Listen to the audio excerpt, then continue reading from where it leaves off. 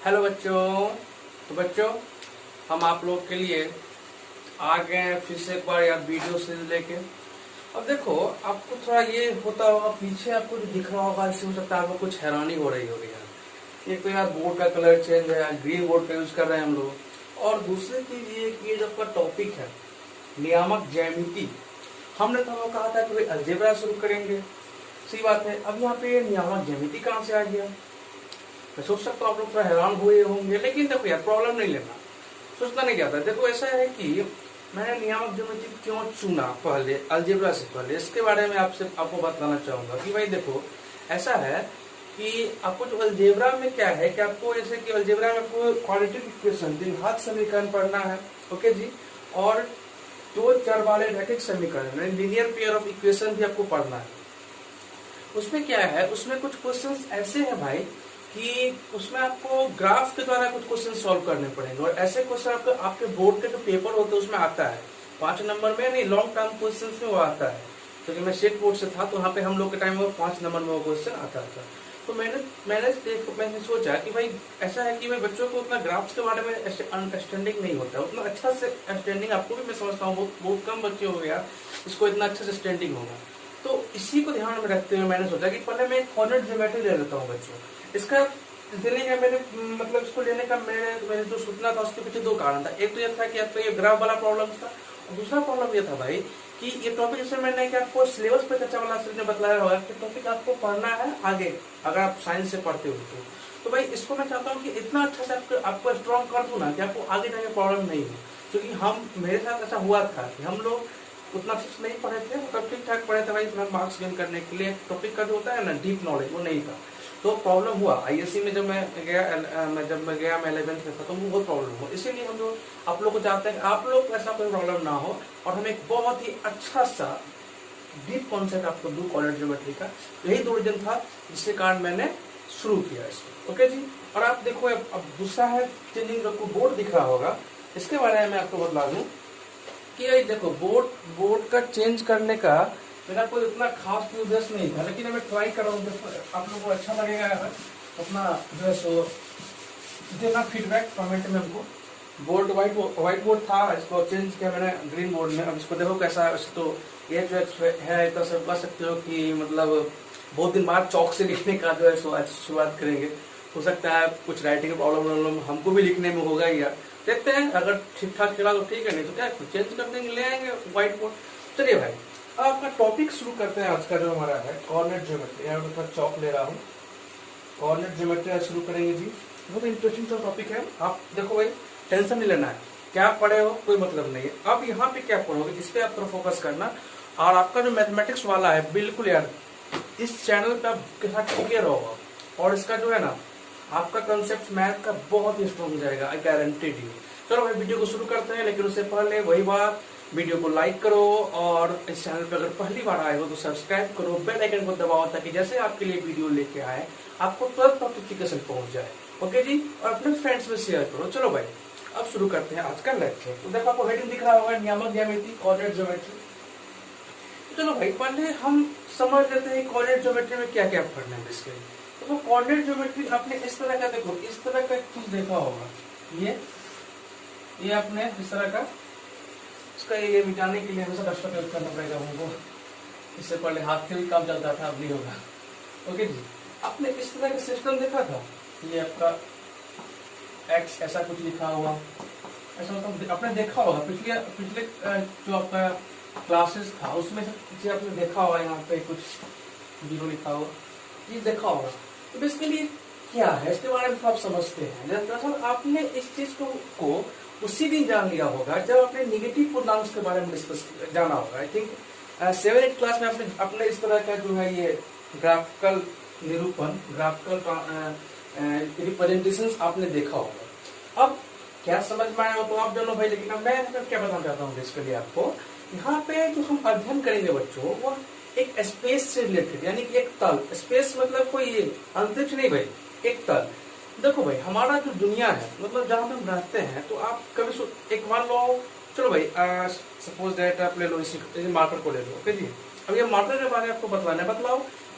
Sorry marker करने का हाथ हो गया, ये चौक, ये चौक के बारे में बतलाओ, इस चौक के पास क्या क्या है, क्या क्या है भाई। देखो चौक के पास लंबाई है कुछ, एग्री करते हो इस चीज से।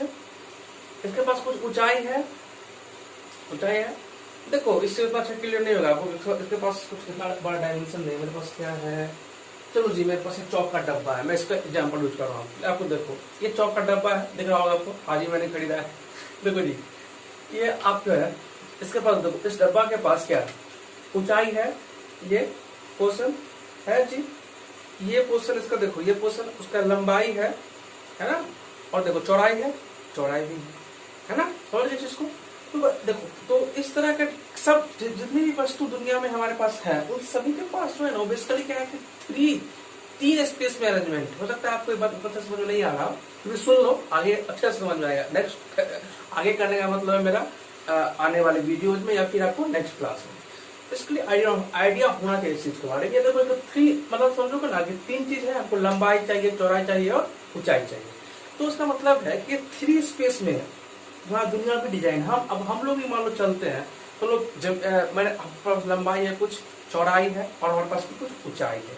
तो बेसिकली जितने भी थिंग्स हैं अपने नेचर में, और हमारा नेचर कैसा है, 3D मतलब 3 डायमेंशनल है, त्रिविमीय कहते हैं हिंदी में, त्रिविमीय है हमारा आपका मतलब ह्यूमन नेचर है। लेकिन हमारे पास अब इसका काम हो गया, लेकिन हमारे पास जो ऑब्जेक्ट्स हैं वे सब के सब क्या है कि 2 डायमेंशनल है। तो 2 डायमेंशनल हमारे पास बोर्ड भी है, बोर्ड के पास लंबाई चौड़ाई है, ऊंचाई तो है, लेकिन वो थोड़ा नेग्लिजिबल, जैसे हम डायलेक्ट कर देते हैं। ओके जी, तो बेसिकली अभी हमको क्या पढ़ना है कि दो मतलब 2 प्लेन में, ये प्लेन्स है, इसके बारे में पढ़ना है। अब इसमें क्या क्या पढ़ना है आपको कि भाई कि इसमें करते क्या है ना कि आप एक बेसिकली क्या है नंबर लाइन के रूप में आपने देखा होगा, यहाँ पे 1 सपोज करो, यहाँ पे 2, यहाँ पे 3, फिर इधर 0 के इधर माइनस, -1 -2, फिर इधर 1 2, इधर -1 -2। ओके जी, ये सब होता है ना।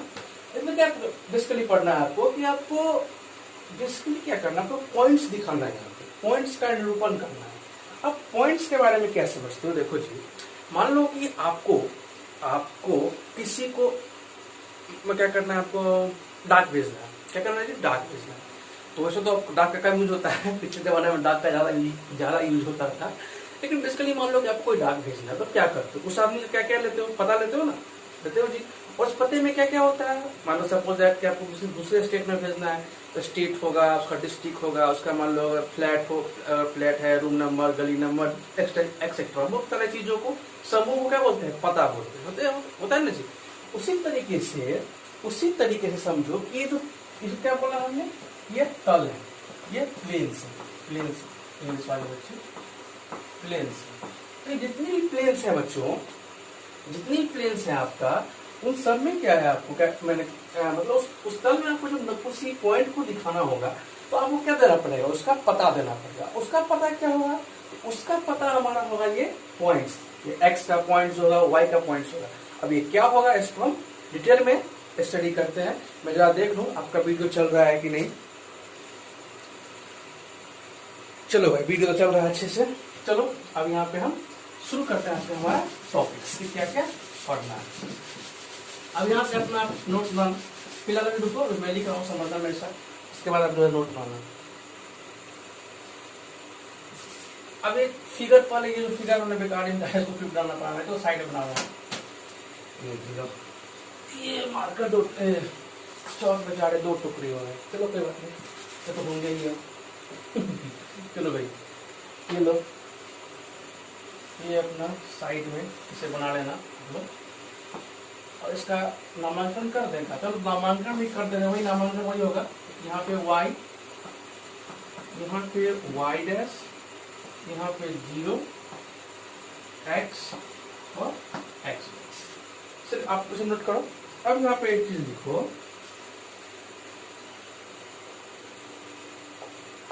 तो एक मिनट, इंग्लिश मीडियम वाला बच्चा रुक जाना। 2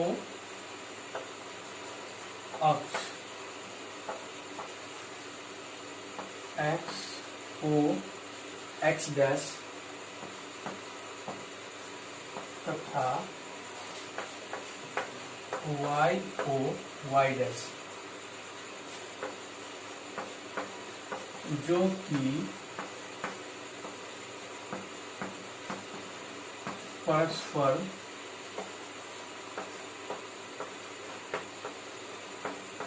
क्या है भाई, लंबवत है। लंबवत कौन समझो ना जी, एक दूसरे पे क्या है, 90 डिग्री का एंगल मारा है ना, 90 डिग्री का एंगल ना, वही लंबवत। लंबवत का मतलब ये हुआ। इसको ऐसे मत दिखाना फिगर में, फिगर वैसे दिखाना। देखो यार इंग्लिश मीडियम वाले बच्चे, two axis x o x dash, ये नाम है x o x dash, and y o y dash are mutually perpendicular, are mutually perpendicular। Okay जी, एक फिर आपने बना लिया। अब देखो इसमें क्या होता है आपका, अब इसका कुछ नाम है। जैसे एक्स अक्ष को, ये जो पूरा एक्स ओ एक्स है ना, एक्स ओ एक्स डैश, इसको एक्स अक्ष कहते हैं, और वाई ओ वाई डैश जो हमारा है उसको हम क्या बोलते हैं बच्चों, उसको हम बोलते हैं वाई अक्ष। ये हमारा है वाई अक्ष। अब देखो इसके नाम क्या क्या है, इसको हम भुज, क्या जी, भुज। इंग्लिश वाले बच्चे लिखना abscissa, ABCI abscissa. X axis लिख लेना, अक्ष को इंग्लिश मीडियम वाले बच्चे एक्सिस लिख लेना। एक्स एक्सिस को एब्सिसा कहते हैं, और वाई एक्सिस को हम कहते हैं कोटि। क्या बोलते हैं जी, कोटि। हिंदी मीडियम वाले बच्चों के लिए कोटि, इंग्लिश मीडियम वाले बच्चे कोऑर्डिनेट के नाम से लिख लेना इसको। ओके जी, लिख लिया आप लोगों ने, नोट कर लो। इसको नोट करना है तो ये ओ है अपना, कर लो भाई, नोट कर लो। दफ्तर पर मैं लेके आता हूँ, नोट कर लो स्क्रीनशॉट लेके। अगर करना है तो कर लो, फिर पॉज भी कर सकते हो वीडियो को, जैसे जैसे आपकी मर्जी।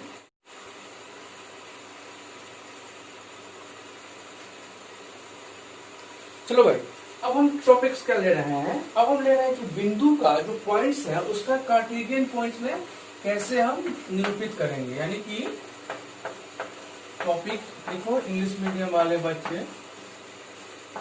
Cartesian representation of A point, Cartesian representation of A point लिख लो भाई।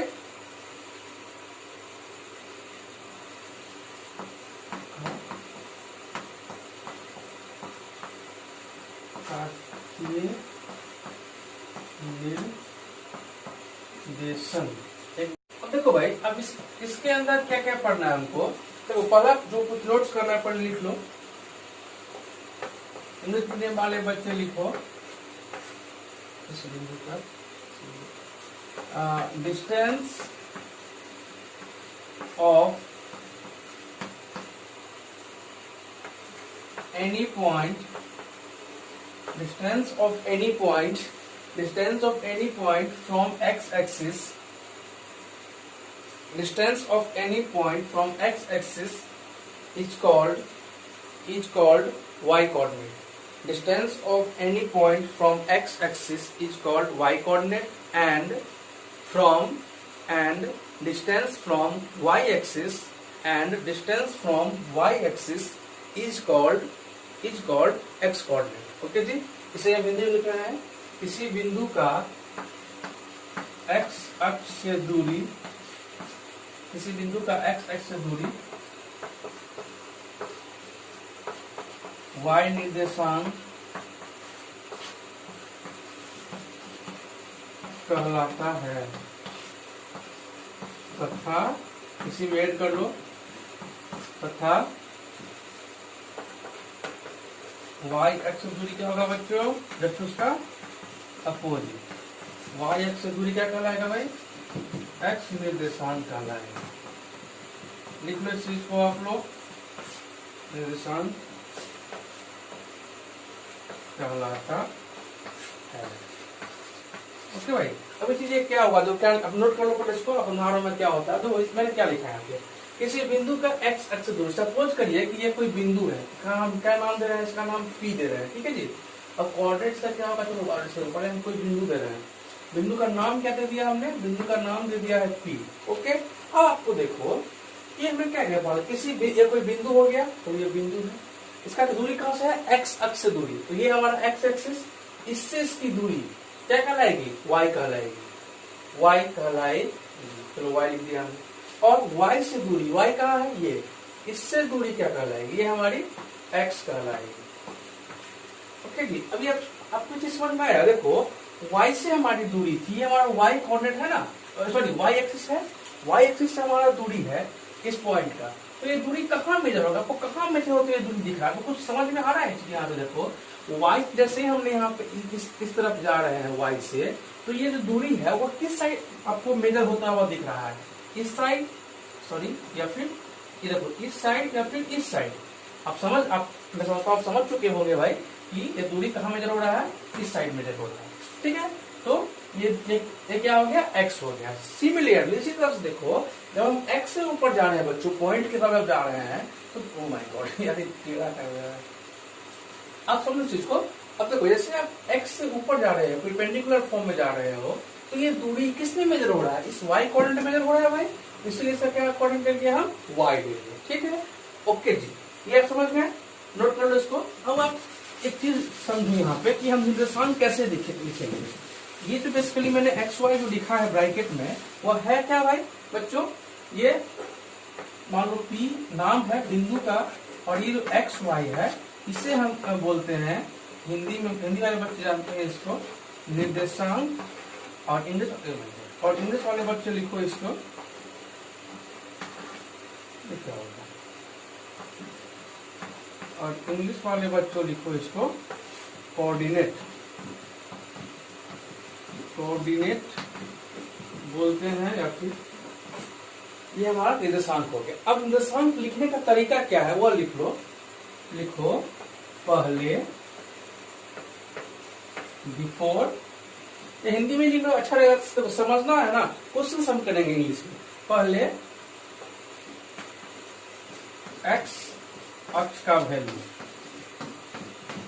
हिंदी इंग्लिश मिला के, दरअसल हम लोग का सिस्टम जो पढ़ाने का कैसा है, इंग्लिश है, इंग्लिश यानी कि हिंदी में बच्चा समझता है और इंग्लिश में लिखता है। जो सीबीएसई बोर्ड के बच्चे हैं उसके लिए भाई ये बात ज्यादा प्रॉपर फिट होता है। ऐसे हिंदी मीडियम वाले बच्चे भी को भी वैल्यू कहोगे समझ में आ जाएगा, मान थोड़ा उसको इम्प्रॉपर लगता है। तो पहले x का वैल्यू लिखेंगे ना जी। तो देखो निर्देशांक जो हमने लिखा है, ये जो निर्देशांक लिखा है कहाँ गया, ये इसमें देखते हो, उसमें पहले हमने x लिखा है, तो क्या मतलब है, पहले x का वैल्यू लिखेंगे तथा बाद में क्या लिखेंगे भाई,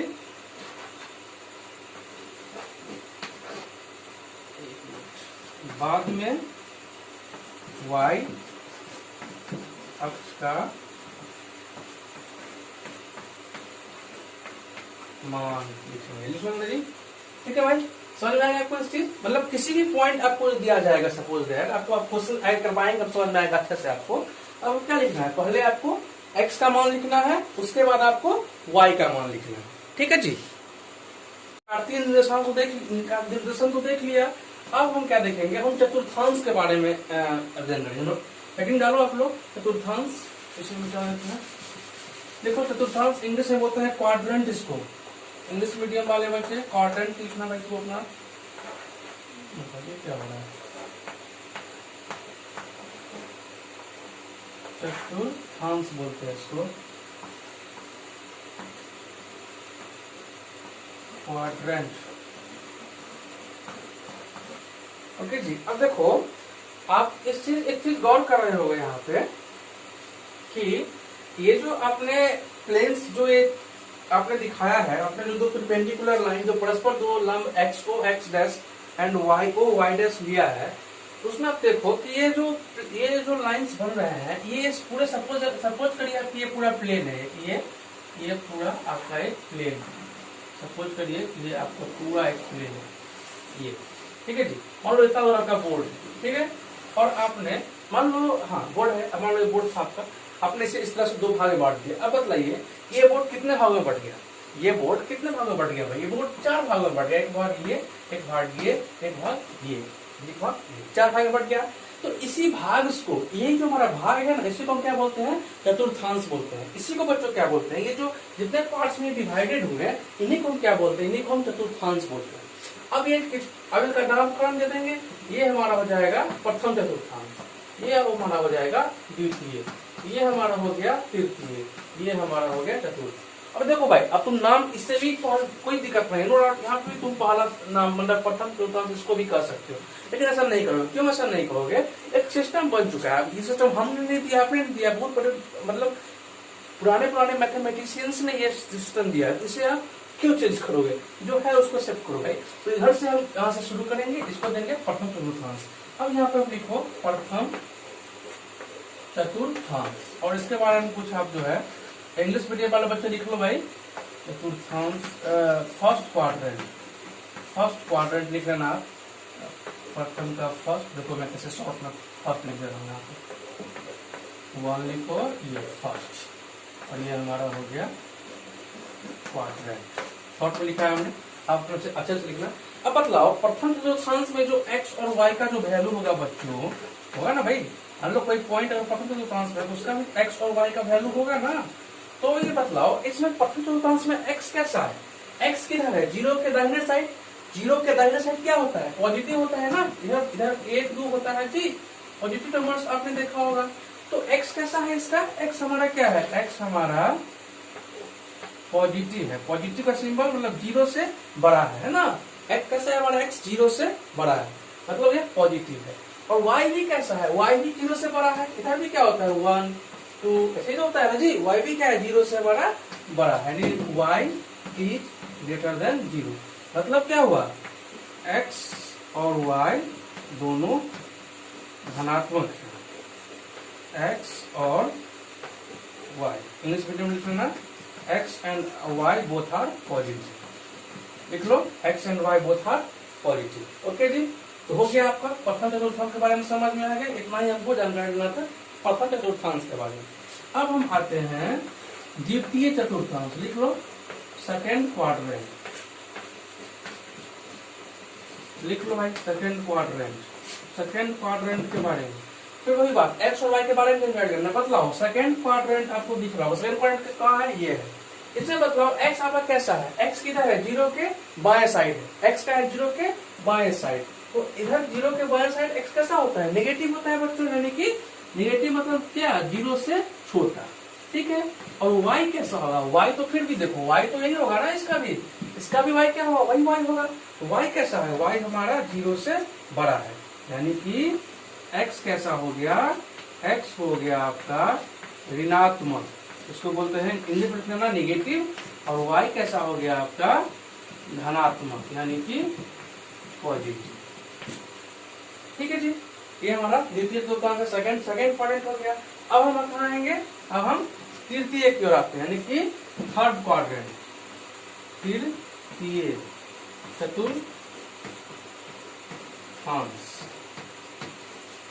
लिख लो इंग्लिश मीडियम वाले बच्चे थर्ड क्वाड्रेंट। इसमें बदलाव, इसमें x कैसा है?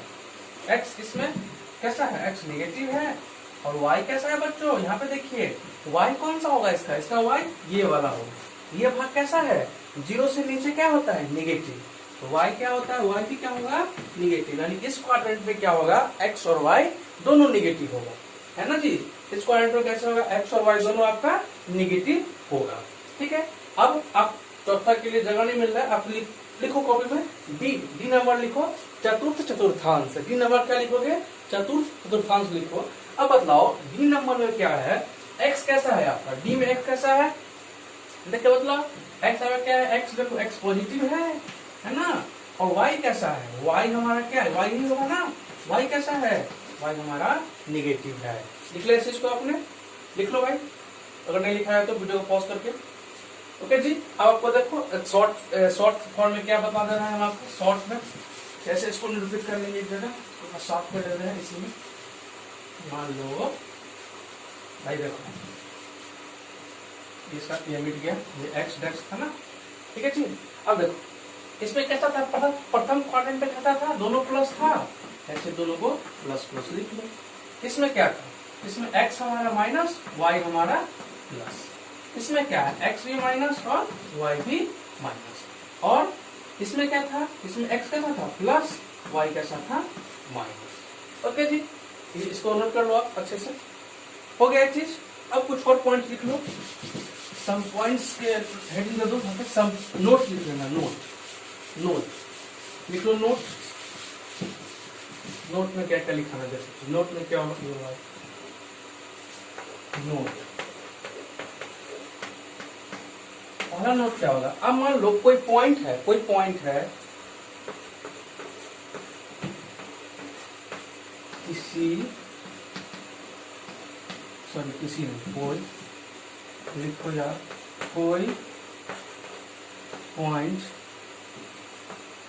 इंग्लिश वाले बेटा लिखो, इफ एनी पॉइंट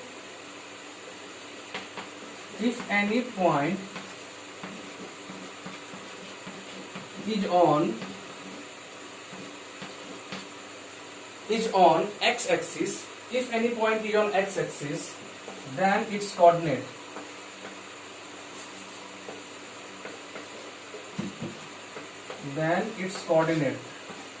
अब देखो भाई, अगर कोई क्या है, कोई पॉइंट है, ठीक है, वह पॉइंट है कहाँ, वह पॉइंट है एक्स एक्सिस पे। तो एक्स एक्सिस पे है तो उसका निर्देशांक क्या होगा।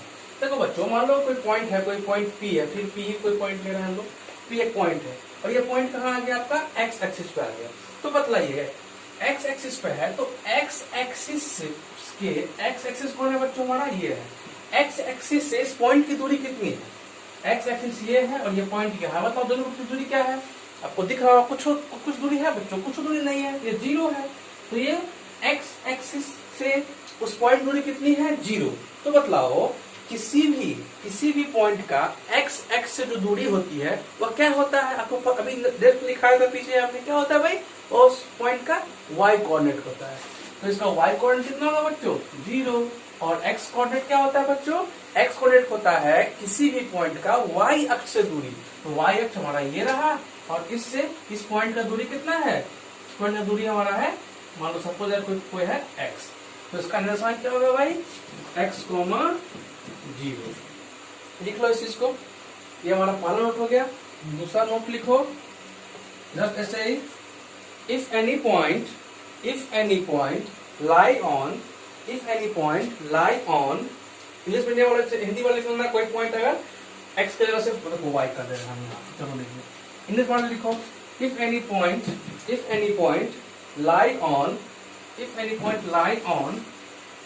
y axis, then its coordinate will be, if any point lie on y axis, then its coordinate will be, देखो y coordinate क्या होगा। अब मान लो कोई पॉइंट है, ये पॉइंट इसका नाम दे रहे हैं Q एक पॉइंट है, नहीं इसका नाम दे, चलो मैं नाम दे रहा हूँ, अपना नाम दे रहा हूँ H, चलो जी। अब H है तो H कहाँ पे है, y पे, यहाँ पे ये H है।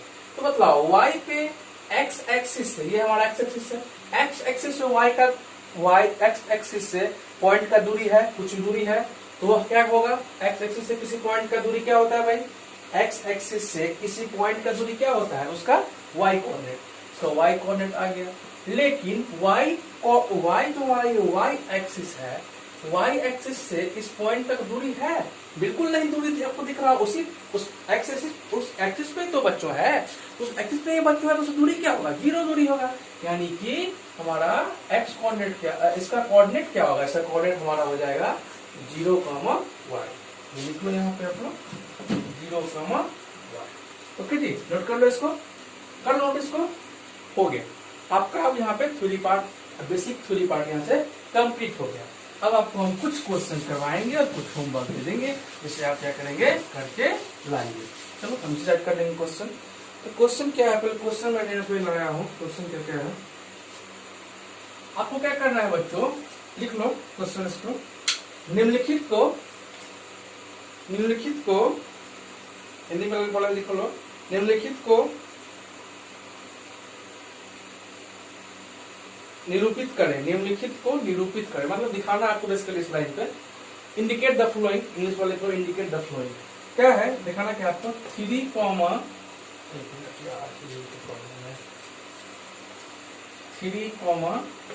0 इसको आपको दिखाना है। 3, 0 को दिखाना है आपको, इस वो जो ग्राफिकल जो ग्राफ हाउस ये था ना, क्या बोलते हैं इसको, एक कार्तीय तल जो था, प्लेन था, इस प्लेन में आपको दिखाना है। 3, 0 को दिखाना है बच्चों, कुछ आपको भी जस्ट ही कुछ केस पढ़ाया गया है, उसी में से कुछ पर पहला स्टेप क्या करना है, चलो छोड़ो, पहला स्टेप तो हम बनाएंगे ऐसा, इसका नाम दे देंगे, इसका नाम y है, इसका नाम x है, इसका नाम 0 है। और देखो इधर नेगेटिव आता है ना, इसलिए यहाँ पे हम x टेस्ट कर दे रहे हैं, बस कुछ डिफरेंस करने के लिए। और यहाँ उसको y डैश कर दे रहे हैं। अब कुछ अपने मन से दे दो, अपने तो ग्राफ पेपर पे करना है, इसको ग्राफ में बना हुआ रहता है, ऐसे अपने दे सकते हैं कि 1 2 3। ओके जी। और देखो ऐसे संख्या रेखा पे है, संख्या रेखा पे नंबर का कोई एंड है नहीं, तो तुम उतना ही नंबर यूज करना जितना तुमको जरूरत है। तुमको क्या जरूरत है, 3 और 0 का जरूरत है, तुम 3 ले लो और इधर भी 3 ले लो, 1 2 और 3। ओके जी। अब बतलाइए हमको, आपको 3 और 0 है, तो इसमें 3 क्या है, 3 किसके बराबर है, x के बराबर है या y के बराबर है, बतलाओ। पहले क्या होता है, पहले x होता है, यानी x हमें किसके बराबर है, 3 के बराबर। ये आपका 3 के बराबर x आ गया, ये आप थोड़ा मार्क कर लो। अब आपको y क्या है, y क्या कौन होता है, y बाद वाला होता है, y कितना है आपका 0 है, यानी कि y 0 है, तो ये आपका हो गया 0। तो बतलाओ, अब बतलाइए आप लोग, ये 0 बेसिकली y एक्सिस होता क्या है, y सॉरी हाँ y कोऑर्डिनेट क्या होता है, y जो निर्देशांक पता हुआ क्या होता है, y एक्सिस से उस पॉइंट की दूरी, यानी कि एक मिनट नहीं, y सॉरी y निर्देशांक क्या होता है, y निर्देशांक होता है x अक्ष से उस पॉइंट की दूरी। तो x अक्ष से उस पॉइंट की दूरी क्या है, यही है ना, ये तो पॉइंट है जो कहाँ है, x एक्सिस पे ही है। दैट मीन्स ये पॉइंट हमारा हो गया ये, इसका आप नाम दे दो प्यार से, p नाम दे दो, p3, 0 हो गया हमारा एक पॉइंट हमें दिखा दो, ये हमारा आंसर हो गया। ओके जी। दूसरा एक ले लो, दूसरा क्या है, एक और मैं दिखा दे रहा हूँ आपको, 0,4 को दिखाना है, 0,4 को आपको दिखाना है इस बार। ठीक है जी। इस बार देखो बढ़ गया, मतलब कुछ उस बार 3 तक गया, इस बार 4 तक लेना पड़ेगा, ले लेंगे, क्या दिक्कत है। नाम पढ़े, देखो नाम छूट गया, नाम दे दिया x एंड y। अब से देखो क्या क्या दिखाएंगे, 1 2 3 और 4, इधर भी दिखा दो 1 2 3 और 4। अब मतलब इसमें देखो, इसमें x पहला कोऑर्डिनेट क्या होता है, पहला निर्देशांक x होता है, x कितना है 0, यानी कि ये, और y कितना है 4, 4 कहाँ है बराबर 4, ये है बच्चों। तो हमारा ये हो गया पॉइंट, इसका नाम दे देते Q 0,4 हो गया, कर लिया आपने इसे। चलो दो दे रहा हूँ, कर लेना घर से, और फिर हम नेक्स्ट वीडियो में आगे का डिस्कशन करेंगे।